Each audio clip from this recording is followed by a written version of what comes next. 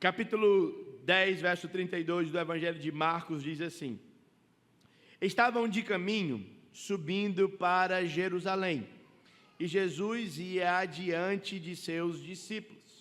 Estes se admiravam e o seguiam, tomado de apreensões. E Jesus, tomando a levar à parte os 12, passou a revelar-lhes as coisas que deviam sobrevir, dizendo: Eis que subimos para Jerusalém, e o Filho do Homem será entregue aos principais sacerdotes e aos escribas. Condená-lo-ão à morte e o entregarão aos gentios, hão de escarnecê-lo, cuspir nele, açoitá-lo e matá-lo. Mas depois de 3 dias ele ressuscitará. Então se aproximaram dele Tiago e João, os filhos de Zebedeu, dizendo: Mestre, queremos que nos conceda o que vamos te pedir. E ele lhes perguntou: Que querei que eu vos faça? Responderam-lhe: Permite-nos que na tua glória nos assentemos um à tua direita e o outro à tua esquerda. Mas Jesus lhes disse: Não sabeis o que pedis. Podei vós beber o cálice que eu bebo, ou receber o batismo com que sou batizado? E eles disseram: Podemos. Tornou-lhe então Jesus a falar: Bebereis o cálice que eu bebo, e recebereis o batismo com que sou batizado. Quanto, porém, ao assentar-se à minha direita ou à minha esquerda, não compete concedê-lo, porque é para aqueles a quem está preparado.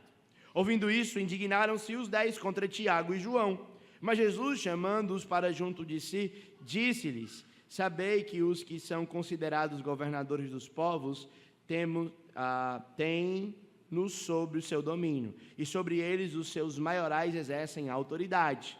Mas entre vós não é assim. Pelo contrário, quem quiser tornar-se grande entre vós, será esse que vos sirva. E quem quiser ser o primeiro entre vós, será servo de todos. Pois o próprio Filho do Homem não veio para ser servido, mas para servir e dar a sua vida em resgate por muitos. Até aqui a leitura da palavra de Deus. Amém? Aquiles é um personagem muito famoso naquilo que nós consideramos os clássicos da literatura grega. Ele é o personagem principal da epopeia de Homero, chamada Ilíada. E Aquiles, então, é retratado por Homero como passando um grande conflito em sua vida. Inclusive, há até um filme cujo nome é intitulado Troia. E a primeira cena mostra a força, o vigor e a habilidade militar de Aquiles, mas num dado momento a trama de Aquiles gira em torno da grandeza do seu nome. Deveria ele ir à guerra e morrer jovem, ou deveria ele ficar no seu país natal, ter longevidade e morrer esquecido? Se fosse a guerra e morresse jovem, perpetuaria o seu nome, e não somente em Troia, mas por todas as gerações, os seus nomes e os seus feitos seriam louvados. Ao ir à guerra e arriscar a sua vida à morte, Aquiles traria grandeza para o seu próprio nome. É uma das cenas do filme, logo no início, que o jovem pergunta para Aquiles a razão pela qual ele luta, e ele diz que luta porque quer não morrer ao perpetuar o seu nome ao longo das gerações. A noção de grandeza de Aquiles, ou de Homero, o autor dessa importante obra, é desafiada no ano 0, quando Jesus Cristo, o Filho de Deus, entra na terra.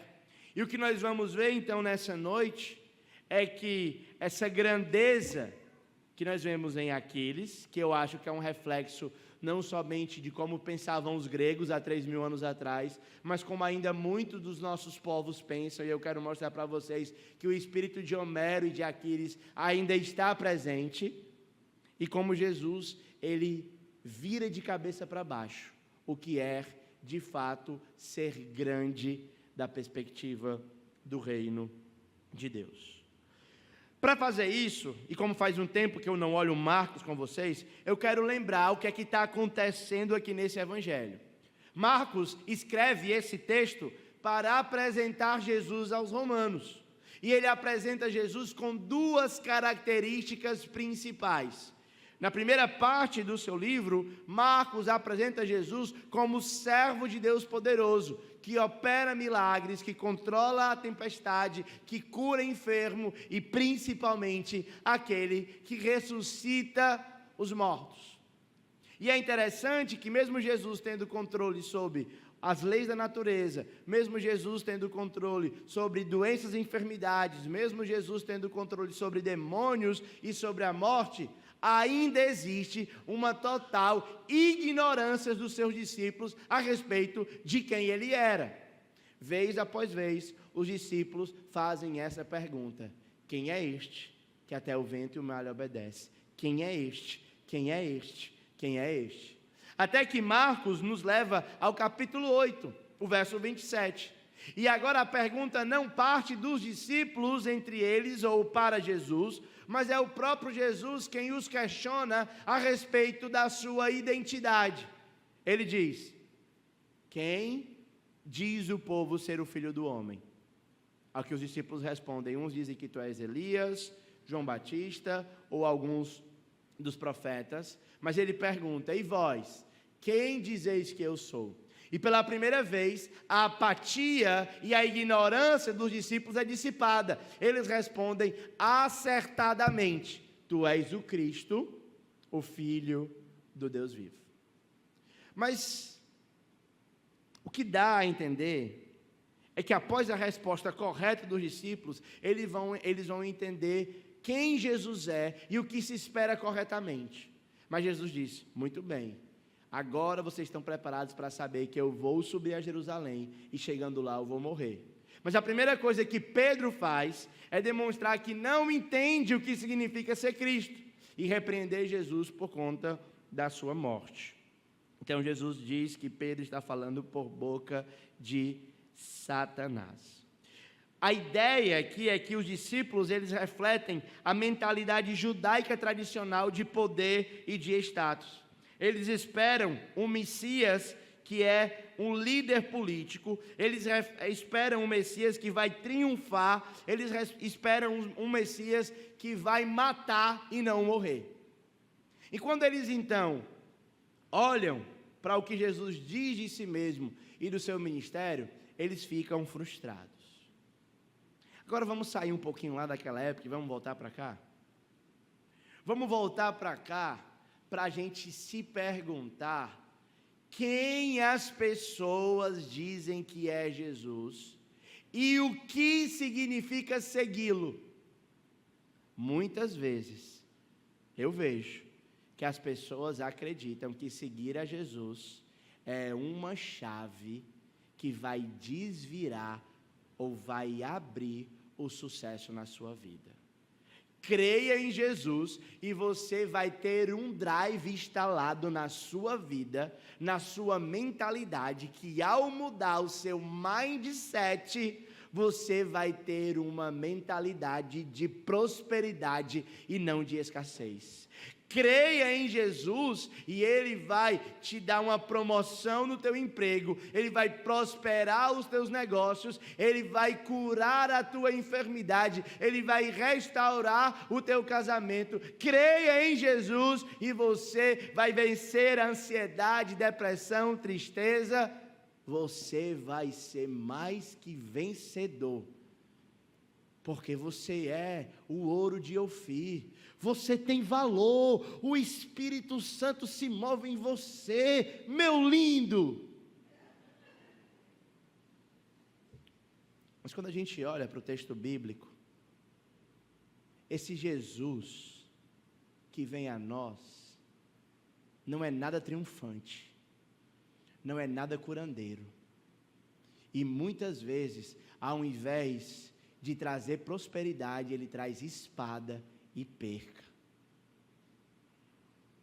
Vocês sabem, os judeus iam para Jerusalém nas 3 festas. Essa festa é a festa do Peixé, da Páscoa, e eles estão subindo.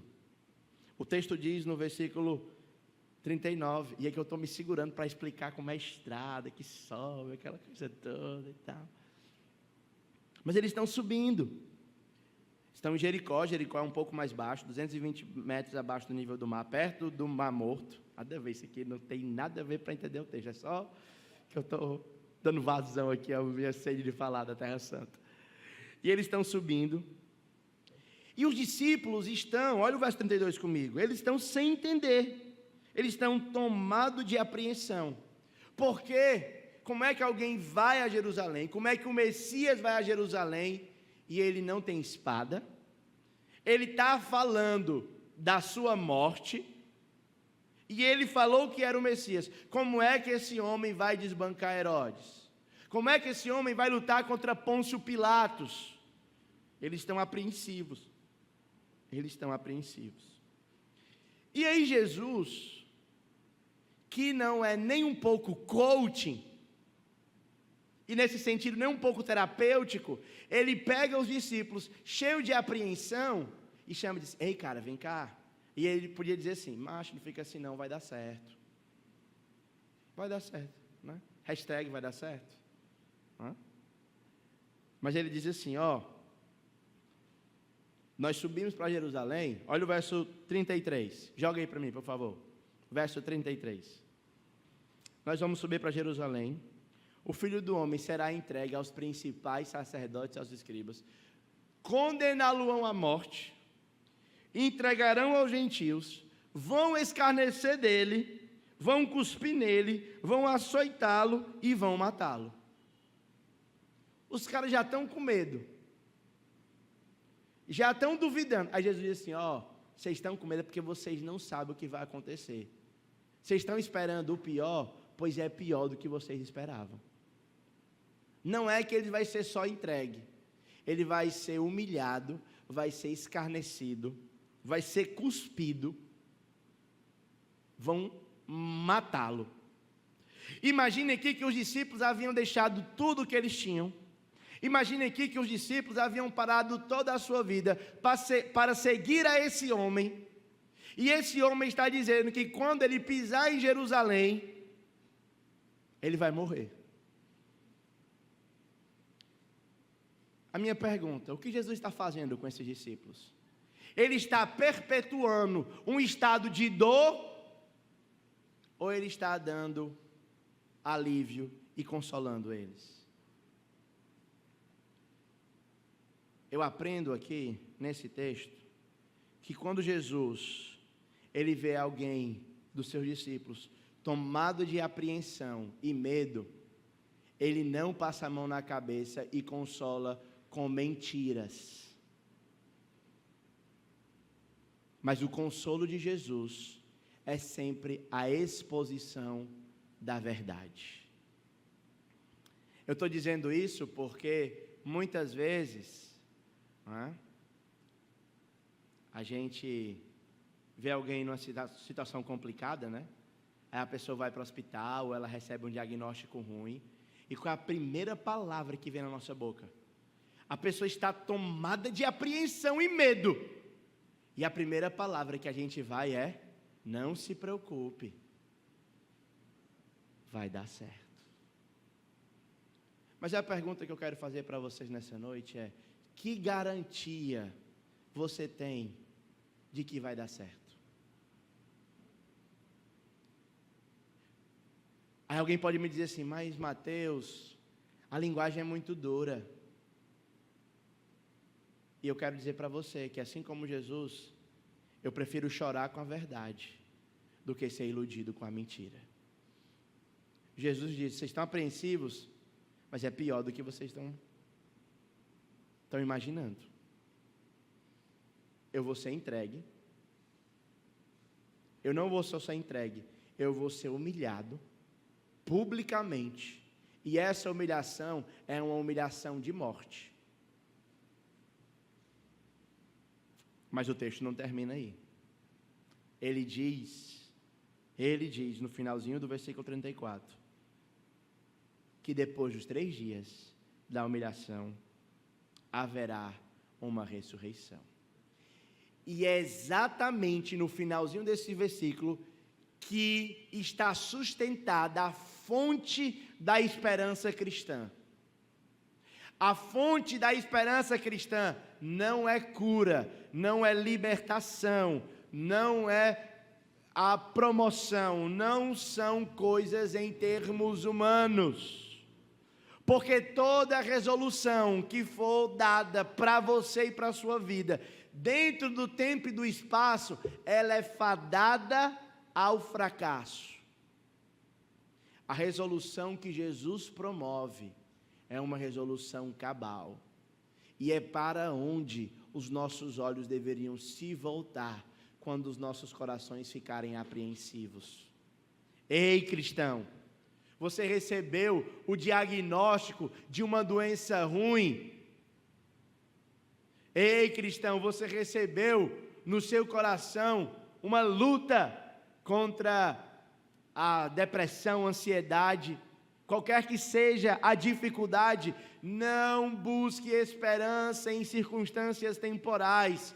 A única esperança cabal e única capaz de ancorar a alma abatida é a ressurreição, é a vida do porvir. É a vida do porvir. Com isso eu não estou dizendo que nós não devemos orar por cura. Com isso eu não estou dizendo que nós devemos ser pessimistas. Afinal, uma pessoa pessimista é extremamente chata. Assim também como um otimista também é chato. O que nós devemos ser? Aqui eu ecoarei a frase de Ariano Suassuna. Precisamos ser um realista esperançoso. E eu não sei qual o objeto da esperança dele, mas a esperança que esse texto nos convida a ter é na ressurreição. É na ressurreição. Cristão, meu irmão e minha irmã, você foi criado para uma realidade além dessa, que só pode ser acessada e desfrutada com base no arrependimento e fé em Jesus. E se você já o fez, saiba que naquele dia os mortos em Cristo ressuscitarão primeiro. E lá na ressurreição, lá no fim dos tempos, lá sim não haverá morte. Lá sim não haverá choro. Lá sim não haverá dor, nem pranto, nem clamor, porque essas coisas serão passadas. Mas do lado de cá, cristão, trinca os dentes, firma os pés, porque a vida é dura, incerta e cruel. Eu não estou aqui para aliviar suas apreensões, assim como Jesus não estava para aliviar as apreensões dos discípulos. Ele estava, aguenta aí, porque haverá ressurreição.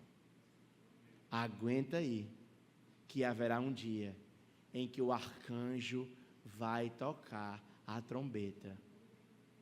O cavaleiro montado no cavalo branco irá percorrer a terra. E as milícias celestiais serão assuntas aos céus. E lá desfrutarão da presença de Deus eternamente. Amém?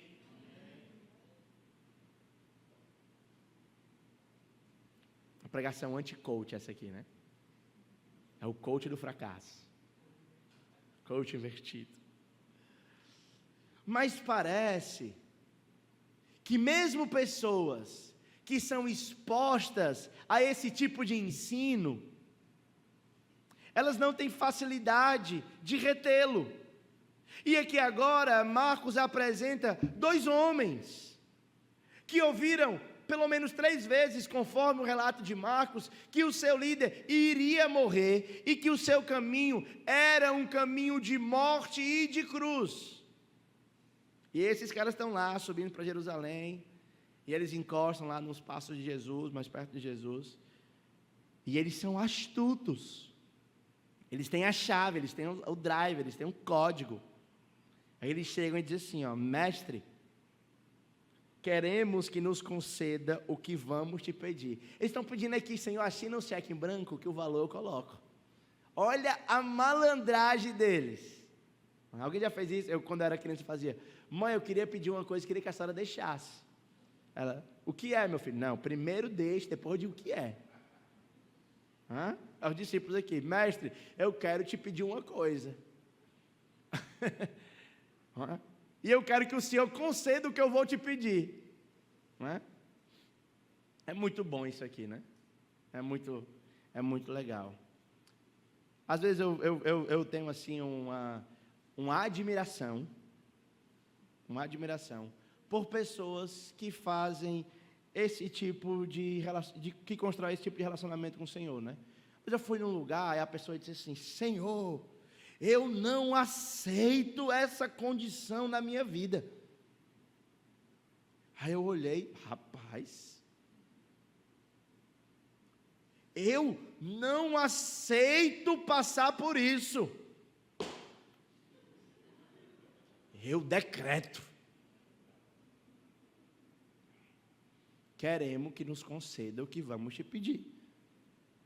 Faz um teste, vamos fazer um teste. Se você é mesmo do bom, você faz para um cachorro na rua. Estamos passando um cachorro na rua, aí diz assim para ele: eu decreto que você sai. Veja se o cachorro, ele responde a sua ordem.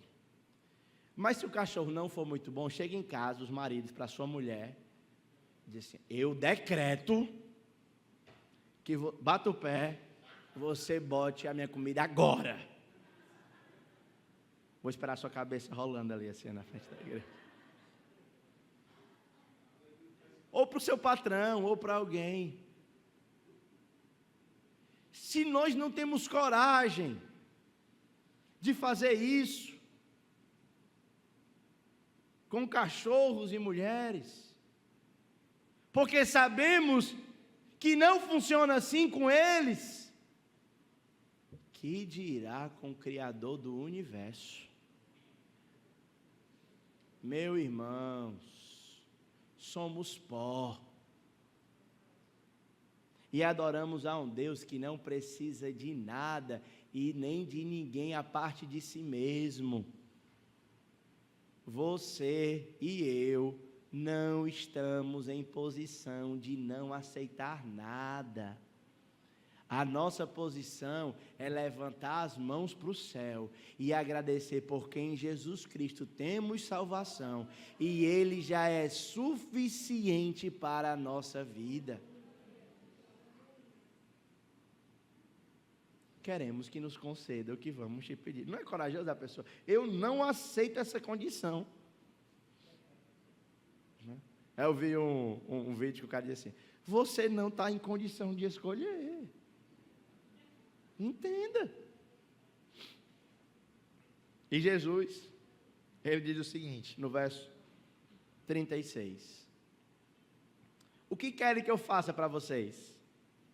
E eles responderam: permite-nos que na tua glória nos assentemos um à tua direita e o outro à tua esquerda. Só isso, né? Mas Jesus disse: não sabeis o que pedis. Gente, isso aqui dava para fazer um sermão só nessa frase de Jesus. Vocês não sabem o que pede. Vamos fazer aqui um teste? Quem aqui já fez uma oração que se arrependeu do que pediu? Que sabe que se Deus tivesse dado, não teria sido bom para você. E na hora que Deus deu um não, que ficou claro não, você ficou com raiva de Deus? Tem umas 4 pessoas aqui rindo que chega se entregando. Porque nós não sabemos o que pedir. E Jesus disse: vocês podem beber o cálice que eu bebo e receber o batismo com que sou batizado? Aí eles são, verso 39, podemos. Tornou Jesus: bebereis o cálice que eu bebo e recebereis o batismo com que sou batizado. Concordou. Quanto, porém, ao assentar-se à minha direita ou à minha esquerda, não me compete concedê-lo, porque é para aqueles a quem está preparado. Você acha que está ruim? Vai piorar. Olha o versículo 41. Ouvindo isso, indignaram-se os 10 contra João e Tiago. Então imagina lá, João e Tiago criaram o grupo no WhatsApp sozinho, né? Eles, Jesus. Aí Jesus deu a resposta. Aí os caras, ei, mano, eu tô sabendo que tá rolando um grupo aí. Aí Jesus mandou o link, que era Telegram, porque dava para ver a conversa que rolou onde você entrar, né? Aí os caras ficaram indignados também. E eles começaram, então, a debater, a discutir quem deveria tomar o assento à direita ou à esquerda. Observe, irmãos, que a postura dos discípulos, ela não condiz com o momento em que Cristo está passando. Jesus está indo para morrer. Deveria ser um momento de contrição, um momento em que todos estavam ali orando, buscando, não é? Mas eles estão brigando por quem vai assentar à direita e à esquerda. Não tem nenhum santo. Até Judas está aí no meio. E aí, o versículo 42, o mestre chamando eles para junto de si diz: sabeis que os que são considerados governadores dos povos têm domínio, eles têm-nos sobre o seu domínio, e sobre eles os maiorais exercem autoridade. O que Jesus está dizendo é que lá fora, no mundo, quem governa é que manda. E as pessoas querem a posição do governo porque elas querem que a sua vontade seja atendida. Elas querem fazer as coisas conforme elas acham mais interessantes. Então, quando você vai estudar a história e você vê as loucuras dos governadores, os caras eram extremamente malucos. Por que eles eram malucos? Porque eles não tinham ninguém para dar um freio neles. E aí eu achei engraçado, eu estava tendo uma aula lá sobre sistema de irrigação de uma das fortalezas lá de Israel, né? Aí o guia falou, aí eles coletavam a água da chuva, e essa água subia automaticamente para as cisternas. Aí eu, como assim automaticamente? Aí automaticamente eram os escravos, né? Então eles pegavam os escravos, o sistema de automação romano, eram os escravos que levavam para as cisternas. E aí, nesse contexto, é bom você ter uma posição de autoridade, por quê? Porque você pode mandar nos outros, e os outros podem fazer o que você quer. E aí você vai ser servido. E aí você vai ser elogiado, você vai ser amado, você vai ter essa posição para se beneficiar. Uma coisa boa, não é? Da perspectiva do mundo. Por que os políticos, eles se matam, certo? E assim, eu falo de política aqui com muita liberdade, porque eu não me vejo no cenário brasileiro nem de direita nem da esquerda. Eu odeio igualmente os dois, certo? Alguns momentos mais e outros menos. Mas na minha perspectiva, a briga sempre é para quem vai. Eles não são nem fiéis à sua ideologia. Porque quem é contra aborto aqui, em outro lugar é a favor. Vai de acordo com a agenda. Então tudo isso é para o quê? É para ser dominador daqueles que estão debaixo do seu domínio. Só que quando a gente adentra as portas do reino, a nossa perspectiva deve ser um pouquinho diferente. No verso 43, Jesus explica como é que ela deve ser. Mas entre vós não é assim. Pelo contrário, quem quiser tornar-se grande, esse será o que serve. Quem quiser ser o primeiro, será servo de todos. E aí, irmãos, ele finaliza o seu argumento com esse pois aí do verso 45. Essa palavrinha aí, ela explica por quê. Porque o maior é o menor, é o que serve. Ela vai explicar por quê. O verso 45, leia comigo. O próprio Filho do Homem não veio para ser servido, mas para servir e dar a sua vida em resgate de muitos. quem foi o homem mais importante e glorioso da história? Foi Herodes? Alexandre o Grande? Nabucodonosor? Foi Cristo. E o que é que ele fez? Ele serviu. Ele serviu. Ele serviu. E os discípulos não entenderam isso. Quando eles chegam em Jericó, saía juntamente com os discípulos a numerosa multidão. E Bartimeu, um cego, mendigo, filho de Timeu, estava sentado à beira do caminho. E ouvindo que era Jesus o Nazareno, passou a clamar: Jesus, filho de Davi, tem compaixão de mim. Aqui tem um negócio interessante, que é como é que esse cego, Marcos faz uma brincadeira com as palavras. Jesus é chamado de quê? Nazareno. E o Bartimeu chama ele de quê? Mas qual é a cidade de Davi? Quem lembra dos sermões de Ruth vai lembrar qual é a cidade de Davi. Qual é a cidade de Davi?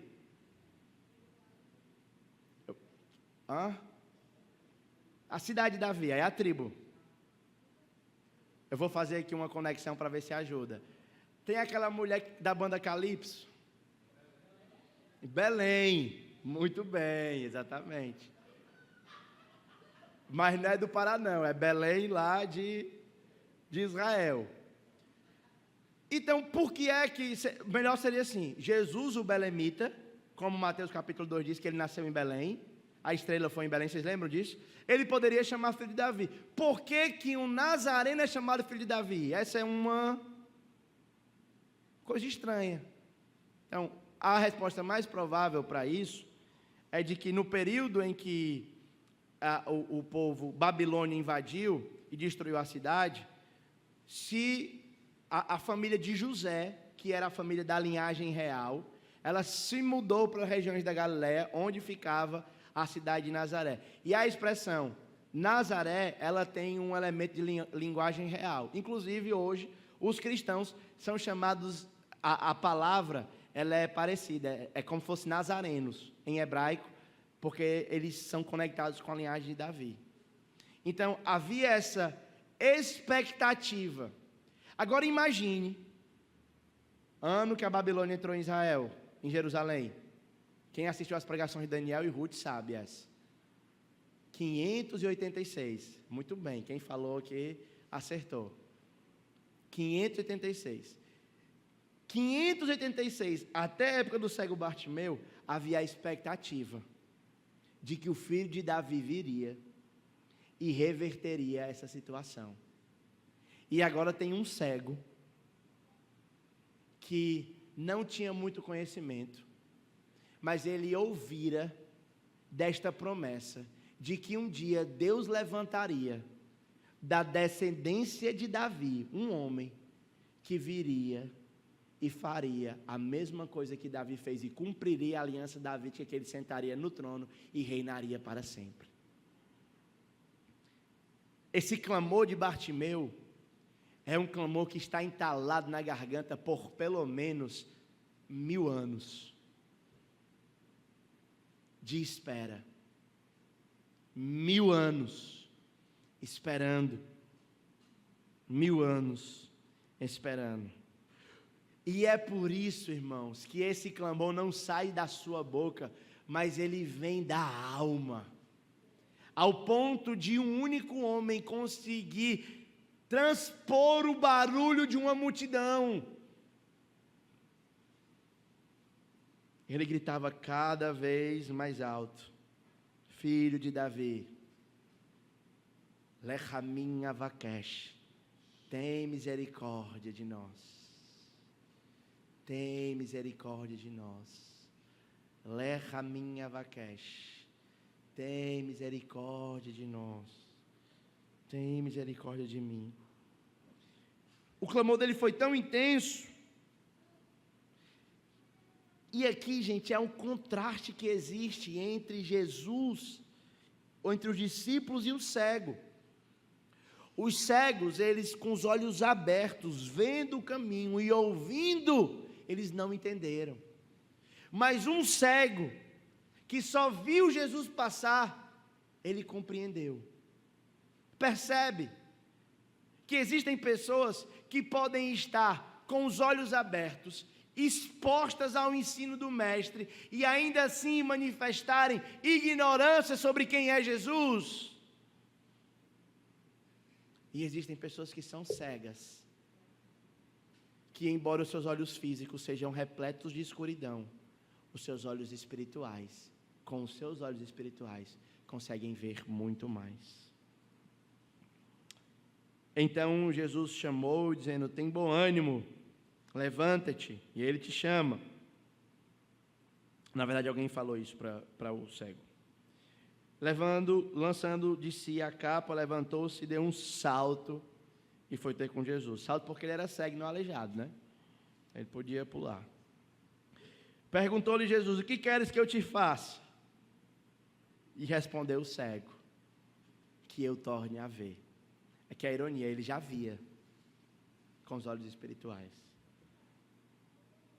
E Jesus disse: vai, a tua fé te salvou. E olha só o que aconteceu com esse cego. Imediatamente, ele tornou a ver, e assim que ele tornou a ver, o que é que ele fez? Que caminho ele seguiu?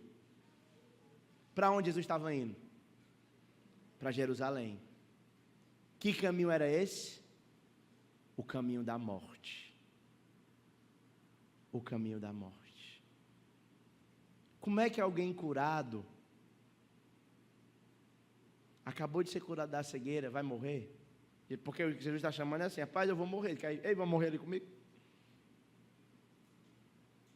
E o cego: bora. Eu vou. Manifestando uma profunda clareza, uma profunda visão espiritual. Eu quero finalizar fazendo... Eu tenho algumas aplicações aqui. Como é que está o tempo? Vou fazer umas duas bem feitas e o resto eu só vou dizer. Primeira, seguir Jesus envolve aceitar o sofrimento e não buscar a glória própria. Quando eu digo aceitar o sofrimento, eu falo de negar a si mesmo.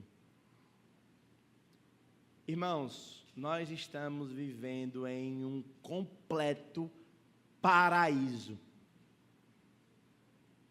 Alguém que foi expulso de casa por causa da sua fé? Alguém que já levou uma pedrada? Alguém que é humilhado, zombado, escarnecido? Esses últimos dias eu conheci um cristão de 18 anos que professou crer que Jesus era o Messias e os seus pais o expulsaram de casa. E ele estava lá louvando a Deus com alegria.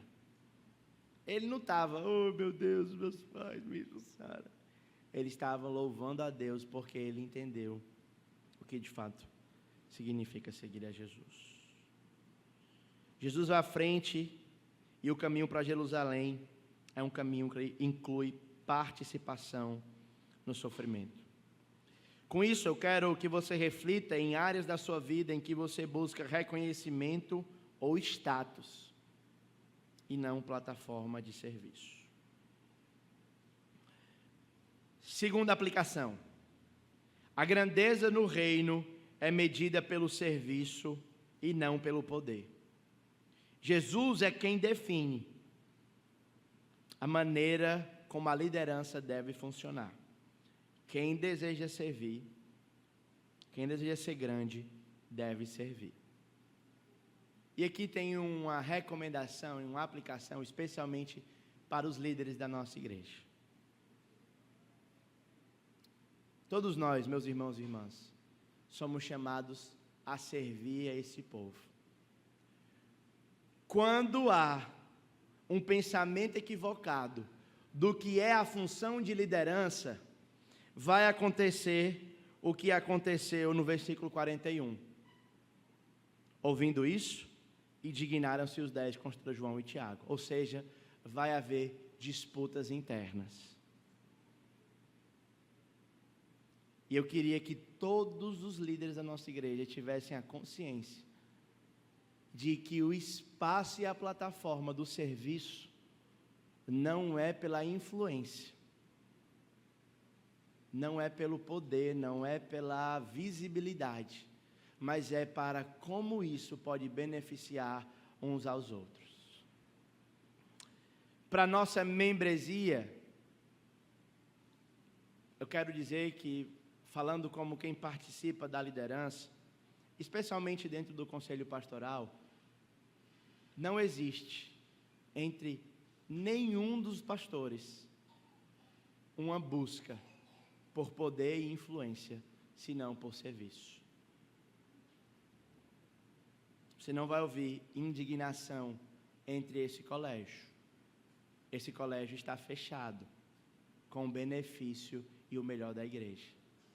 Portanto, eu quero convidar todos os membros a terem essa mesma perspectiva. Não há espaço para partidarismo dentro do corpo de Cristo. Só há espaço para o serviço. Amém? E eu gostaria que todos nós tivéssemos a consciência disso. O serviço é um privilégio para o benefício dos outros e não para o nosso próprio benefício. Terceiro, a fé em Jesus leva a uma transformação e ao seguimento, ou seja, a seguir a Jesus. Bartimeu era marginalizado, rejeitado pela multidão, mas o seu clamor com fé, ele clama com fé e ele segue a Jesus, aceitando todas as percas que envolve ser um cristão. E aqui eu quero me dirigir talvez para alguns de vocês que ainda não professam fé em Jesus como único e suficiente Salvador de sua vida. Hoje é o tempo de você tomar essa decisão. E eu não quero te convidar a tomar essa decisão para que a sua vida fique mais fácil. Eu quero que você tome essa decisão porque a sua vida vai trilhar o rumo correto. Porque de verdade, irmãos, nós não precisamos buscar facilidade ou dificuldade. O que nós precisamos é estar compromissados com a verdade. E esse Jesus é o Deus verdadeiro e Ele espera que todos nós estejamos prontos para confiar e seguir nele. Quarta, o caminho da cruz confronta as nossas ambições. A ambição de Tiago e João revela uma tendência humana universal em medir o sucesso por status. Às vezes, o sentar-se à direita ou à esquerda tem a ver com um bom emprego. Diz: Senhor, me dá um bom emprego. Senhor, aumenta o meu salário. Senhor, eu queria andar com um carro novo. Senhor, eu queria usar roupas melhores. Senhor, eu queria passar minhas férias em lugares melhores. Senhor, eu queria ir a restaurantes melhores. E ei, eu não estou dizendo que essas coisas são erradas em si mesmos. Porque o sentar à direita e à esquerda não é errado em si mesmo. O erro do sentar-se à direita e à esquerda está na motivação pela qual eu a quero. Não tem errado em você querer andar num carro melhor, desde que o seu anseio por um carro melhor seja o benefício dos outros e não o seu próprio. Não tem erro em você querer comer num restaurante melhor ou ter uma vida mais confortável, desde que a sua vida mais confortável sirva para o benefício dos outros e não o seu. A grande questão aqui não é o que temos ou o que deixamos de ter, não são as circunstâncias que vivemos ou que deixamos de viver. A grande questão aqui é se nós vamos amar a Deus sobre todas as coisas e o próximo como a nós mesmos. Percebe a diferença? Percebe a diferença da pessoa que quer botar o shape semelhante ao meu aqui, cheio de gominhos? Estou entendendo a risada não, irmãos. Estou entendendo. É caro manter um shape desse, viu? Caro. O McDonald's está cada vez mais caro. Mas para que eu quero? Simplesmente para mim olhar no espelho e me sentir bem comigo mesmo? Ou quero ter um corpo funcional para o serviço, para o cuidado? Sentar-se à direita e à esquerda não é errado. Nenhuma dessas coisas que eu falei são erradas e, pelo contrário, eu estimulo vocês a buscarem com o objetivo de que quando o Senhor Deus te der, sirva para o benefício dos outros e não somente para a satisfação do seu egoísmo. Amém? Que Deus te abençoe. Vamos orar para terminar o nosso tempo. Mesmo assentados.